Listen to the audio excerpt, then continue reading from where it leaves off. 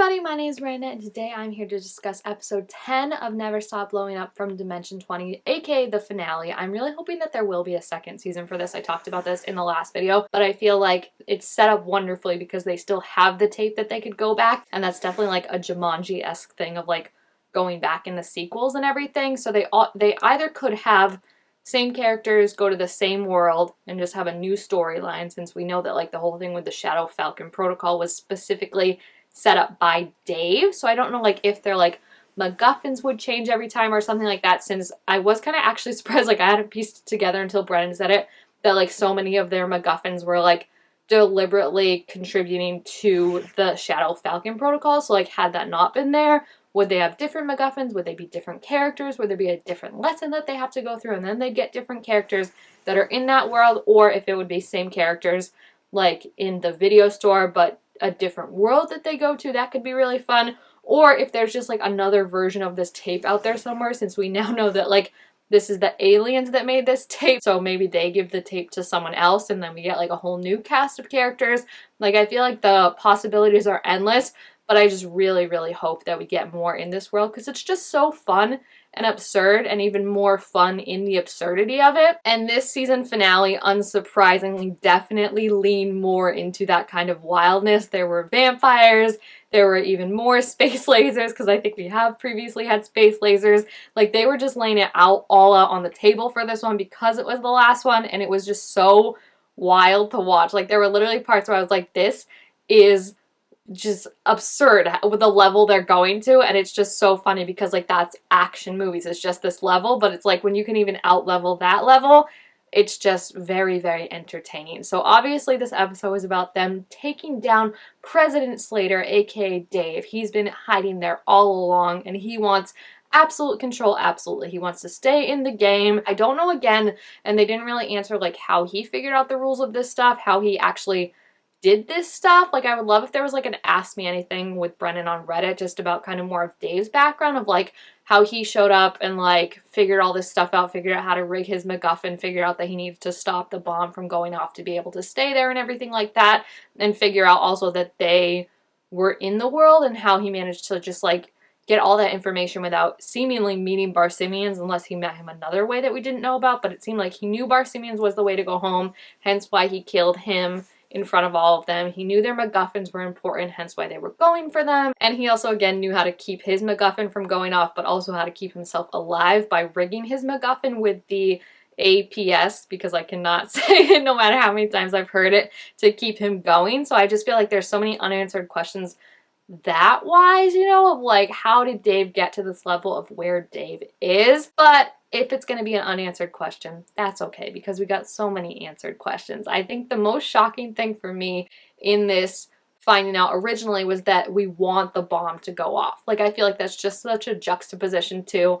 what I originally had thought, and also what usually any type of media involving a bomb is you don't want the bomb to go off. So when Brennan laid it out that like, no, they need the bomb to go off for them to be able to get out of the game and get home, I thought that was a really fun twist, because yeah, when he first introduced it, I totally thought like, oh, this bomb's gonna explode and like they're gonna die and not be able to get back to the real world. So finding out like that specifically is his MacGuffin and he is stopping that from going off, I think was a really fun twist, especially because Dave, I think we hadn't seen for so long, since like episode 1 when he was just horrible. So to see like how he had really figured out all this mechanics and played it out so that he was gonna live eternally in this world as the president was actually like quite like, I was like, geez, Dave, what have you been up to? I also really like the confrontations that he had with them. We kind of saw it in the last episode I think he had with Russell, where he was like, which loser are you, or whatever, and Russell wouldn't answer, so clearly like knowing this disdain he has for them, which is not super surprising considering how he treated them in the first episode that we saw again. But even like Russell, he was kind of nice too. Like Russell was like, I think the one that like he like respected. So even him saying like, oh, I consider you to be the loser too, was interesting, just because it shows like how much of an a-hole Dave is. But then he also had that speech of like, the store is failing because of you guys, like you're losers, blah, blah, blah, all this stuff. And the way Brennan said it and like in the tone he said it was very reminiscent for me of Porter in Fantasy High junior year, which is actually one of my favorite villain speeches. That's why it stuck out in my head, of when he was like, why are you protecting this city, this world that like gives you nothing, knocks you down, continually doesn't take credit and all that, and was like trying to convince them to go to his side in a way. I felt like that was very reminiscent when Dave was like, you guys are losers, this place is failing because of you. Like Brennan just gets this like scary quality, but it's also like, it's not yelling, but it's kind of that like, just the way he talks is menacing without yelling, which is even scarier in a way. I love too that he turned into a vampire. That was hysterical, because like that's totally like the third act random thing that would happen in some kind of B action movie of like, oh yeah, this guy now has these superpowers that no one actually ever knew about or something like that. So it felt very on brand, and I also love that it came kind of incidentally, like not because of what she wanted, but because of Reika, because it just, of course it had to be because of Reika, even if she didn't intend for it to be, that like the bad guy now gets turned into a literal vampire. I love that Izzy and Reika both got their moments. That was so fun. I wish everyone had got it, but I understand again that like when they originally bought this, thought we'll be lucky if we get one person who rolls a nat 20, so to get Iffy twice rolling it, Izzy and Reika, I think was absolutely fantastic. Like way more than you could ask for.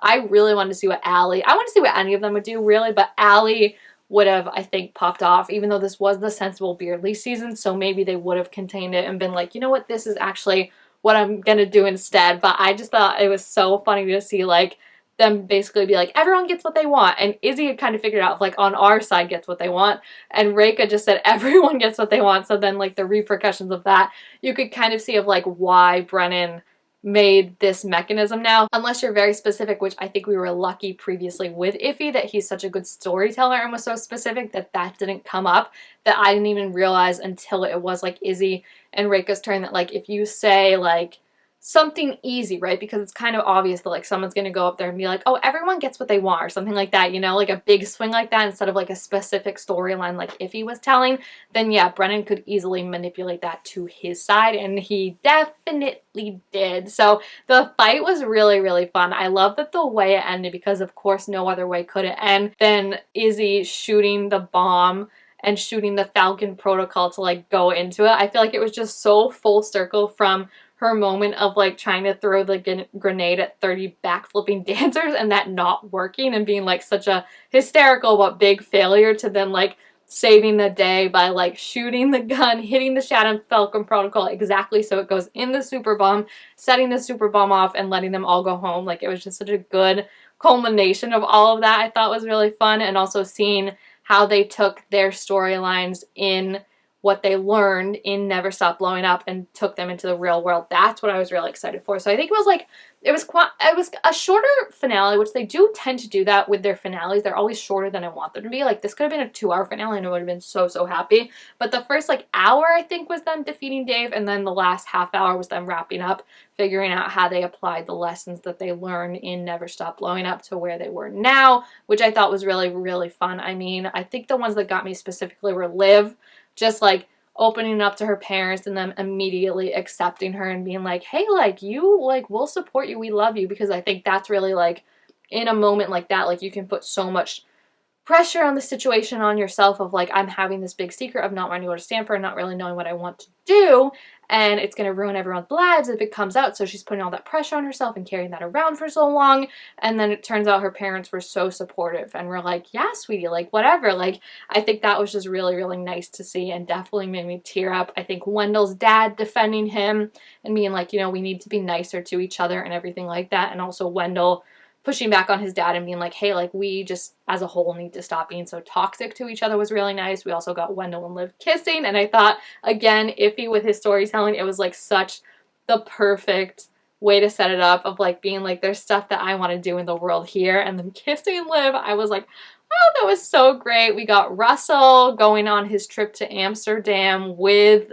Paula and a reunited Dawn, which listen, I was a firm Russell and Paula shipper, and I have seen people like be like, oh, maybe they're a throuple now with Dawn, but it was quite cute seeing like Paula just be this like confident girl, like get her hot girl summer and I think get her confidence back, and then Dawn just being so into that, and like he came back for her obviously originally to see like her and everything, but it was just really cute to see her like have that confidence again, and like how they've reunited and that's what she wants, and that makes me just really happy for her. Usha's storyline again was so sweet too, of calling Lisa and deciding that she would move in with her, and it's not giving up her independence or anything like that, it's just gaining something new, and that whole kind of story of how she was being so stubborn and not learning stuff that was holding her back, so now she's able to, you know, figure out how to email, figure out how to do this stuff, and she's taking steps forward instead of what she thought would feel like taking a step back. Moving in with Lisa like is a good thing, and she's gonna learn stuff from that. And then the biggest one, of course, is Dang's whole thing. I mean, I thought it was so sweet